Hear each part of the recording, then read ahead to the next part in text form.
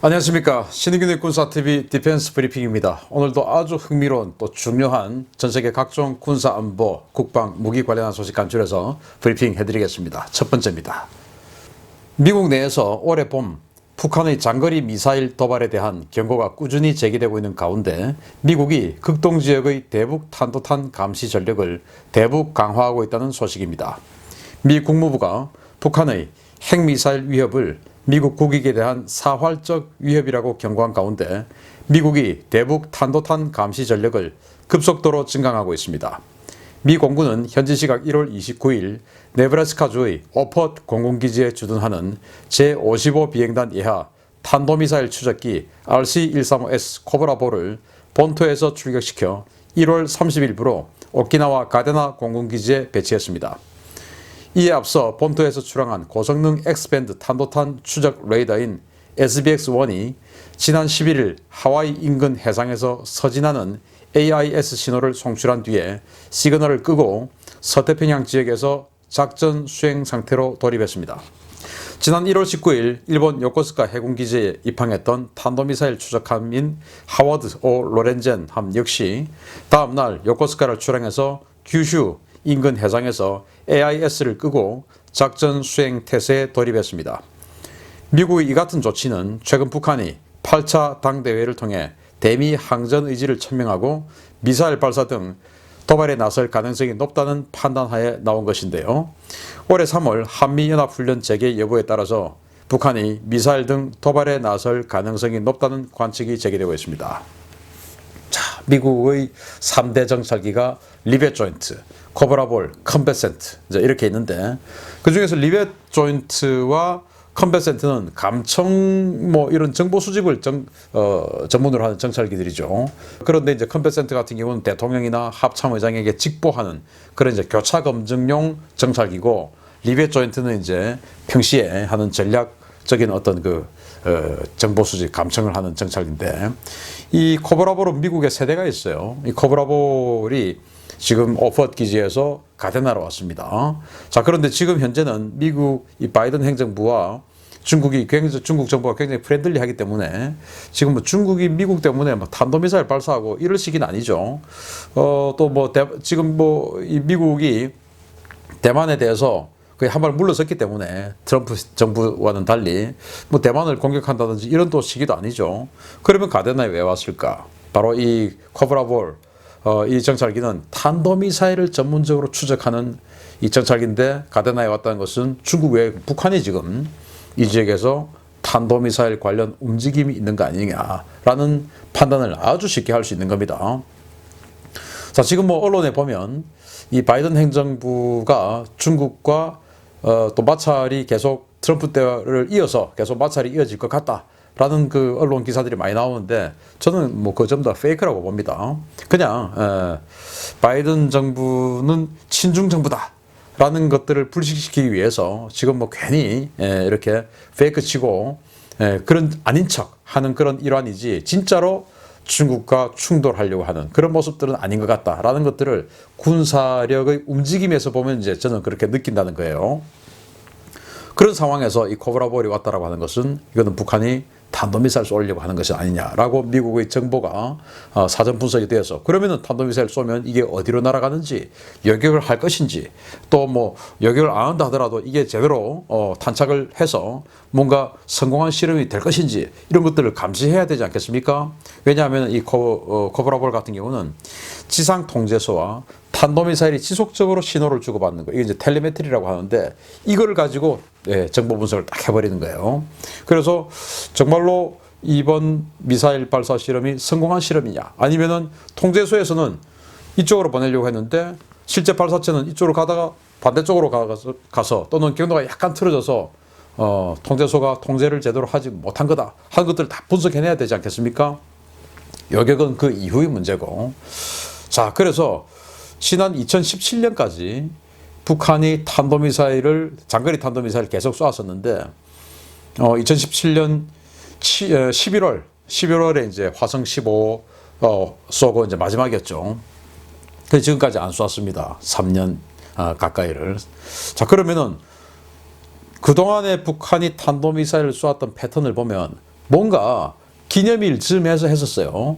자, 그래서 2월 말 3월 초에 한미연합훈련, 그전에는 이제 키 리졸브 훈련이라고 했는데, 미군이 전시에 한반도 전쟁 발생하면 전시에 이제 미군들이 쫙 들어오는 전시 증원 훈련을 하는 거예요. 그걸 이제 지휘소에서 컴퓨터 시뮬레이션도 하고, 또 그걸 실제로 한번 움직여도 보고, 이렇게 하는 훈련이 이제 키 리졸브 훈련이었죠. 그런 것들 하기 전에, 키 리졸브 훈련 오래 한다. 자, 이렇게 하면은 그 전에 사전에 이제 미군 전력들이 미리 들어온 또 전력들이 있습니다. 그때 북한이 탄도미사일 도발을 했는데, 그게 그냥 하는 건 아니고 자기네들도 뭔가 명분을 가지고 했었어요. 그래서 북한은 2월 8일에 건군절이라는 명절이 있습니다. 건군절. 그리고 2월 16일 김정일의 생일인 광명성절. 그래서 김정일 생일과 김일성 생일이 북한에서는 우리의 추석과 설날처럼 가장 큰 명절이죠. 그래서 가장 큰 명절인 김정일 생일인 광명성절을 쯤해서 또 미사일 도발을 여러 번 했었습니다. 그래서 한미연합훈련 올해 지금 재개할 가능성이 높죠. 왜냐? 현 정부에서 이 정부 끝나기 전에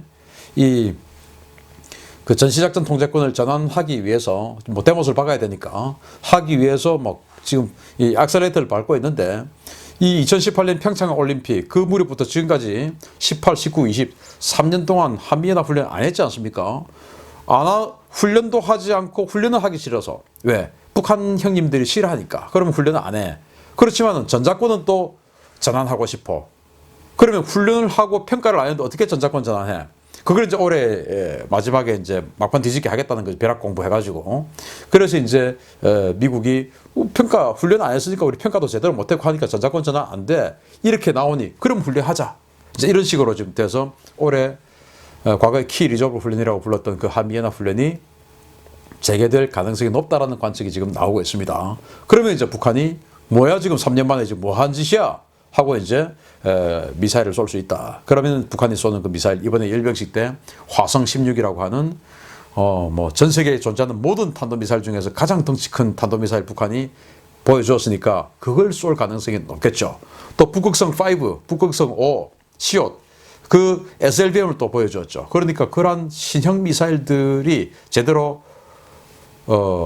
개발 성공하는가를 미국이 판단해야 되니까 코브라보를 지금 보냈고, SBX 이미 지난 1월에 이 동북아로 온 정황이 있고, 그리고 하워드 로렌젠 탄도미사일 추적함이죠. 이미 와서 작전 중에 있고, 그럼 북한의 미사일 도발이 머지않았다라고 생각이 되면 미국 바이든 행정부가 들어오자마자 다시 북한이 이렇게 탄도미사일 도발로 시작을 하면, 트럼프 행정부가 들어왔던 2017년, 그때 이제 이 탄도미사일 도발 시작해가지고 완전히 그냥 뭐 한 해, 2017년 한 해 전쟁 위기까지 갔었죠.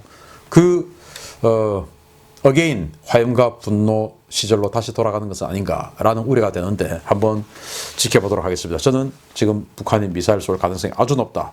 이런 사전 징후가 있기 때문에라고 생각하는 것이죠. 자, 두 번째 아주 흥미로운 이야기입니다. 이건 현역 시절에 야간에 북한의 방공망을 뚫고 평양 상공에 진입해서 김정일을 압박하는 임무를 수행했다는 미 공군의 F-117A 나이트호크 스텔스 공격기가 일부 현역에 복귀해서 장거리 공습을 위한 공중급유 훈련을 시행하고 있다는 소식입니다. 적을 레이더에 탐지되지 않는 최고의 스텔스 성능 구현에 중점을 두고 설계를 해서 현용 F-22나 F-35보다 더 우수한 스텔스 능력을 가지고 있는 F-117A 나이트호크가 퇴역 후 처음으로 공중급유 훈련을 실시했다고 더 드라이브가 현지 시각 1월 30일 보도했습니다. 더 드라이브는 미 공군 공중기동사령부를 인용해서 미 공군이 KC-135 공중급유기와 F-117A 나이트호크 간의 공중급유를 승인했으며, 이에 따라 F-117A가 공중급유를 받을 수 있게 되었다고 보도했습니다. F-117A는 지난 2008년 퇴역했지만 미 공군은 이 기체의 우수한 스텔스 성능을 높이 평가해서 지난 2017년부터 일부 기체를 현역에 복귀시켰으며, 최근 수년간 서부 사막 상공에서 여러 차례 비행하는 모습이 식별되기도 했습니다. 미 공군은 지난해 F-117A를 바다로 보내서 캘리포니아 앞바다에서 항모 전단과 합동훈련을 실시하는가 하면 레드 플래그에 참가시켜 모종의 임무도 부여했었는데요. 일각에서는 미 공군이 이 기체의 우수한 스텔스 성능을 살려서 극비 공습 임무에 투입하기 위한 준비가 아니냐라는 관측도 내놓고 있습니다. F-117A는 아음속 스텔스 공격기로 내부에 2000파운드 유도폭탄 2발을 탑재할 수 있는데요. 전체적인 레이더 반사 면적이 현역 5세대 스텔스기보다 우수해서 퇴역 후에도 일선 복귀와 작전 투입설이 끊임없이 제기된 바 있는 기체입니다. 자, F-117 나이트워크 생긴 게 이제 다리미처럼 생겼다. 그래서 뭐 다리미다 뭐 이렇게 부르기도 했었는데 각이 팍팍 져 있죠, 보시다시피. 그래서 뭐 조금 이 곡선이 많이 있는 F-35나 F-22보다 훨씬 스텔스 성능이 좋다라고 평가되고 있습니다. 자, 그런데 이게 2008년도에 전량 퇴역했습니다. 그런데 어느 날 2007년 이후에 네바다 사막의 넬리스 공군기지 인근에서 자꾸 이게 보이는 거예요, 비행하는 게. 그래서 야, 이거 다시 지금 복귀했구나. 그 캘리포니아 앞바다에서 항모하고 같이 또 작전하기도 하고, 또 알래스카, 또 네바다 이 지역에서 레드 플래그 훈련에 또 이게가 또 등장하기도 하고 이런 거예요. 그래서 그때는 자, 미국이 이 2000파운드 유도폭탄 2발을 확실하게 떨어뜨릴 수 있는 이 F-117을 다시 현역에 복귀시켰다. 어딘가에 폭격할 것이다.